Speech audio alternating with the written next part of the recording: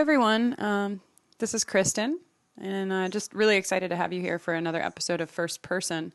Excuse me, just need to get a little comfortable. It's hard, sitting in this chair all the time. Anyway, what I was saying was, really excited to have you here.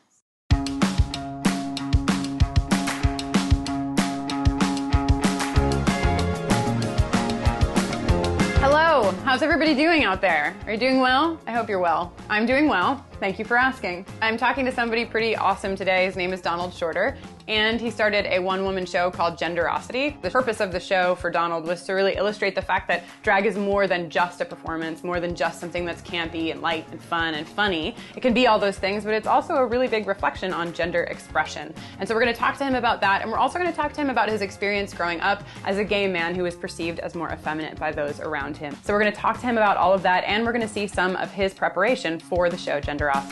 Let's go talk to Donald.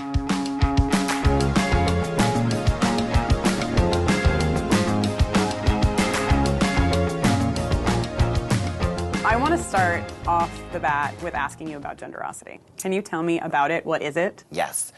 So Genderosity is my one-woman show. It's really a personal narrative of my journey with gender expression. The show looked at the transformation process. I think so many times when we experience drag or people's perception of drag, it is this finished product, and so I really wanted to have the audience be there from the beginning. So literally you're walking in to the performance and I'm sitting there and starting the makeup from zero. What was your first experience in drag? Was it with yourself personally, or was it in public the first time? The first time I did drag, it was on Christopher Street for the Halloween parade, and I looked horrible. I don't know, really? Yes. I was very busted. I mean, I didn't have makeup. I just took my roommate's dress and kind of put it on and bought some heels from Payless and stumbled down Christopher Street. But, just being there at that moment, was just such an awesome, experience because it was finally happening. Absolutely, and what a historic place to have your first experience in drag. Yeah. That's wonderful. I want to talk a little bit more about the show. Why did you create Genderosity?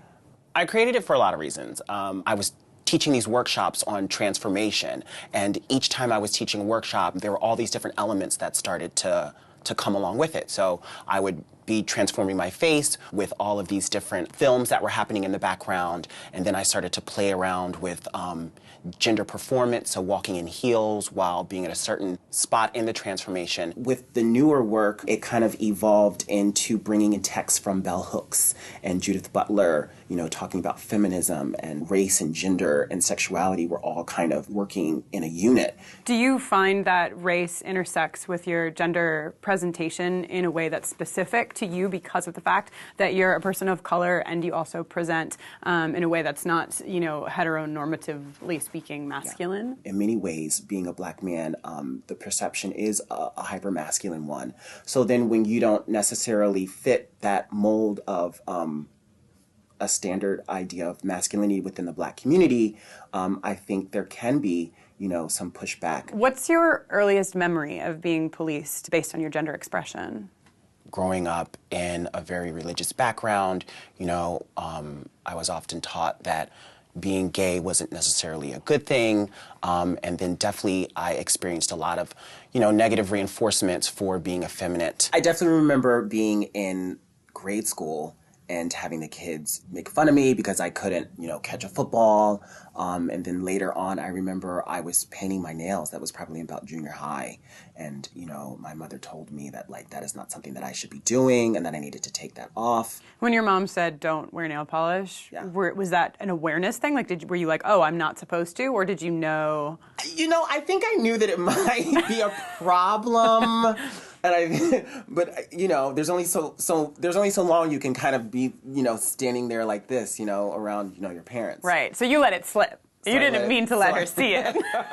So I let it slip. But I think I could see from, very early on that having a varied sense of gender expression just was something that was not going to be easy to do in life. So take me, you had this experience growing up where you had a little bit of pushback because of how you were perceived by other people. What about now in your adult life? Do you find that within queer circles, within gay circles, there's a similar pushback? I definitely get a lot of different responses, however I present myself. I definitely think that yes, there's a lot of acceptance within the gay community. And then I also feel that there isn't. There's a lot of internalized homophobia. I think there's a huge obsession with hyper-masculinity. There seems to be this notion of, however masculine or straight acting you are, there are so many rewards that present themselves into society for that. Is that an experience you've had personally? Yes. I mentioned this also in the show. There's a monologue about a guy I was dating, and for whatever reason, we dated for 6 months, and I didn't tell him that I was a drag queen because I knew that this might be a problem, that he might not like me because I present myself in the world in this manner. And after we had dated for some time, I told him that I was a drag queen, and the relationship just fell apart. So he just cut you off completely? Yeah. You dated for 6 months and then never again, you didn't speak? Yeah. Do you use dating sites or dating apps at all? Yeah, on social apps, I think there was a time when I might have put something like, what are my interests? And I would say museums and nail polish. And it's like crickets. There is a lot of advertising, mask for mask, straight acting, no fats, no femmes. So there's kind of already these huge signals that say feminine not wanted. The more linked you are to a cisgendered, heterosexual male, the hotter you are. That doesn't make any sense. But what if I am a person who presents masculine and I am attracted to other people who present as masculine? Is there room for that? There's absolutely room for it. I think it's more or less about inclusion. We maybe need to start talking more about it so that, maybe some guys would be like, oh, wait, that's right. I do notice that I'm only attracted to more masculine guys. And then if that's the case, maybe let's investigate. Let's have a conversation maybe about why that is, that I think there's just maybe a lack of awareness.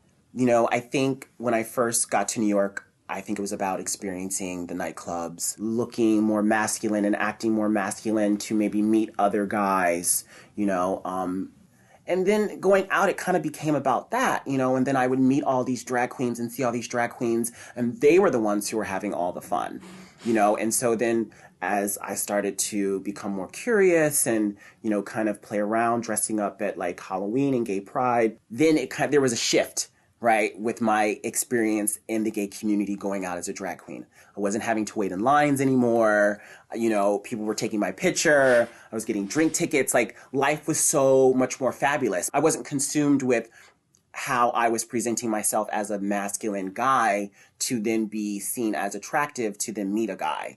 This was just going out and having fun and throwing glitter and being fabulous, and turning the party. This is who you are. This is who I am. And it's evolved over time. Thank you so much for being with us. I think this is an incredibly important topic, and I hope that everyone goes to see Genderosity.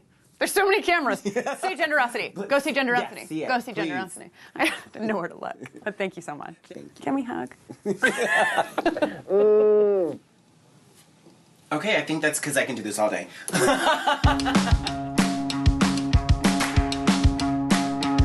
Thank you so much for watching.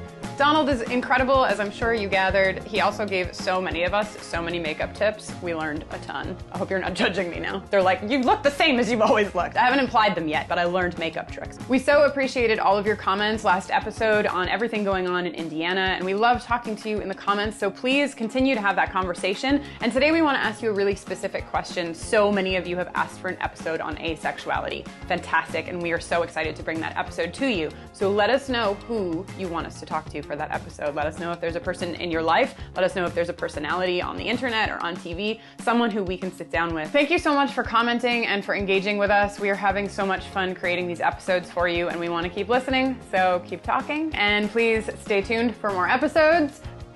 Ahoy! I don't know if that means hello and goodbye, but what I mean is goodbye. So, goodbye. This is also the way I wave now. See ya. one of my first celebrity crushes was George Michael. Okay. Because he had on the short shorts. Yeah. And I was like, who is that? Had great legs. Like, great legs. Yeah, that's why he probably wore short shorts. Yeah. Wham.